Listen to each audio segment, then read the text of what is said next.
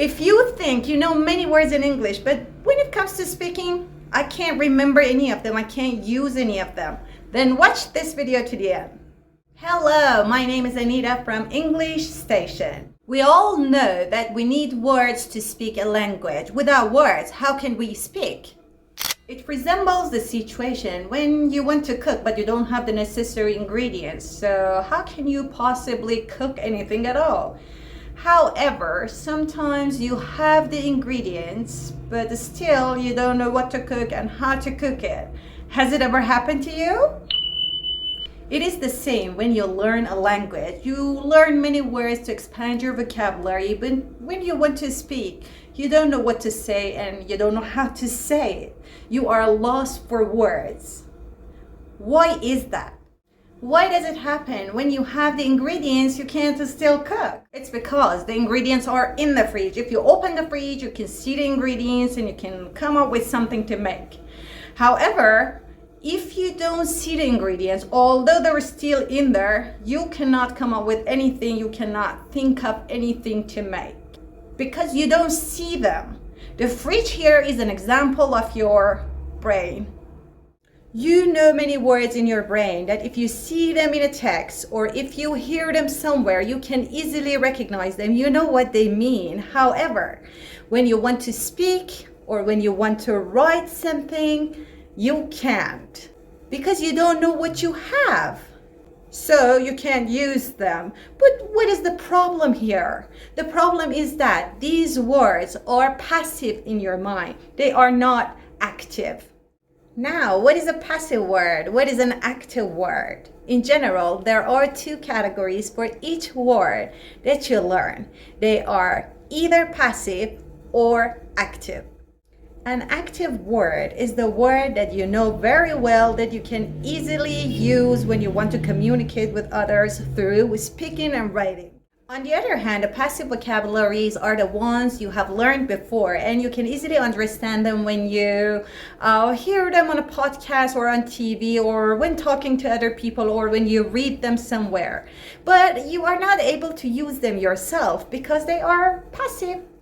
The problem is that many language learners focus on learning more and more and more new words. The truth of the fact is that it's not about the number of words you learn, it's about whether they're active or passive in your mind. Now, which one do you think is more important? Learning more and more new vocabularies or activating the words that you already know? Of course, the answer is clear. Activating the words that you already know has a great impact on your communication skills in writing and speaking. Well, now, how can we activate the words that we know? Don't worry, I'm about to teach you how. There are 4 steps to activate a word in your brain. Number 1, in order to do that, you need to have your own personal dictionary. This is a notebook, and next time you see a new word or you hear a new word, you're gonna write it down. Many students stop here and they make a long list of new words with their meanings. But will this help? Of course, if you want to learn passive vocabulary, but if you want to activate them in your brain, you shouldn't stop here. Step 2 is to write 2 or 3 sentences with that new word because it's important to learn a new word in a context. Why? Because in English language, one word can have several meanings and different uses. For example, imagine the new word is shift. Now look at these 3 sentences. Can you shift the table to the other side? She shifted to the 4th gear and drove faster. She was on the night shift. In the first example, to shift means to move. To shift the table means to move the table. And in the second example, to shift to the 4th gear, does it mean to move something, to move the table or anything? No.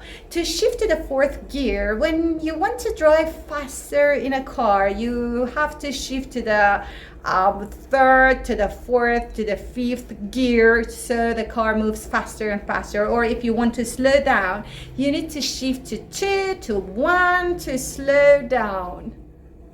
And in the third one, to work on a shift means a period of work time during the day. Some people work on night shifts, Some people work morning shifts. So you see, in 3 different sentences, the same word can have 3 different meanings, and that's why we have to learn a word in context to see how it's being used in different sentences. Okay, we have written the new word down. We have written 2 or 3 sentences with that new word, with the meaning. Now, what is the third step? The third step is to write some collocations with that word. But whoa. What are collocations now?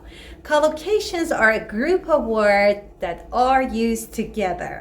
For example, in the case of shift, what collocations can go with the word shift? You can use some adjectives like night shift, morning shift, early shift, or late shift. These are some adjectives that go with the word shift to describe it. You can also use some verbs with the shift, like to do shifts, to work in shifts. You might ask, where can I find these collocations? It's really easy. There are many online dictionaries that you can go for. My suggestion is Longman Dictionary because it's got these beautiful sentences that are easily stuck in mind. But you can also go for Oxford, Webster, even Google Dictionary, you can use it. Whatever that suits you. And the last step is step 4. But before we get to the 4th step, I want you to give my video a thumbs up. And if you're new to my channel, don't forget to click the subscribe button and turn on the notification bell. Step number 4. In this step, you need to write a short paragraph using the word you've just learned and its collocations. This step is really important because it's going to activate the word in your head. Here is a paragraph I have prepared with the word shift and its adjective and verb collocations. Let's take a look. Being a night owl, I have no problem doing the night shifts, but I will never work morning shifts. And last night I was so exhausted because I had worked late shifts. See, it doesn't have to be something hard. It's a very simple paragraph. And it's going to help me activate the word shift in my mind. And in this paragraph, I have used night shift, morning shift, late shifts. So this is what a page looks like in your dictionary. I want you to remember that there is no end in learning. So whenever you have free time, just take your dictionary and flick through and try to review the paragraph you've just written in your dictionary. By this way, you're gonna review it perfectly and you're gonna remember it later. You may say, but this is gonna take forever. Of course, it takes much longer than just writing the word and its meaning, but that is why they're not active in your speaking and in your writing. There is no shortcut in learning. If you really want to learn something, you have to spend time. And a few more tips. I'm going to share my personal experience with you. I think you only learn what you feel. So if you can somehow engage your feelings with the new words that you're learning, it's going to rocket your vocabulary extensions. I guarantee that. So try to watch something that makes you laugh, makes you cry, makes you excited. Talk to people. When you talk to people, you feel something, right? So usually when you talk to somebody in person, you will never forget those vocabularies that you've heard or that you've said. My second suggestion is not to learn more than 10 words a day because it's going to be a really long process in your mind and you're definitely going to get confused. Last but not least, I cannot emphasize enough on the importance of real communication. I mean person-to-person communication. So take every opportunity that you can to talk to people in English, to activate many vocabularies and to build self-confidence in English. I hope you enjoyed this video. Let me know what you think of this method in the comments down below. See you in the next lesson.